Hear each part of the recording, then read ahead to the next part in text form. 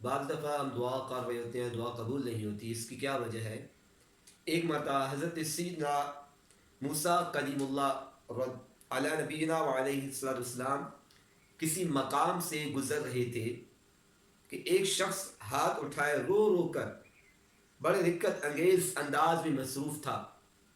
حسینہ موسیٰ کلیم اللہ علیہ نبینا علیہ السلام اسے دیکھتے رہے، پھر بارگاہ خدا عز و جل میں عرض گزار ہوئے، اے میرے رحیم و کریم پروردگار عز و جل، تو اپنے اس بندے کی دعا کیوں نہیں قبول کر رہا؟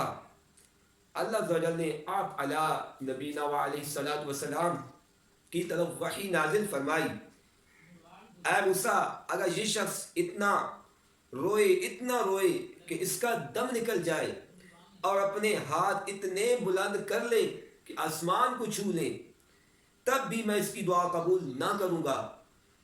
حضرت موسیٰ کلیم اللہ علیہ نبینا علیہ السلام نے عرض کی، میرے مولا عز و جل اس کی کیا وجہ ہے؟ ارشاد ہوا، یہ حرام کھاتا اور حرام پہنتا ہے اور اس کے گھر میں حرام کا مال ہے۔ استغفر اللہ۔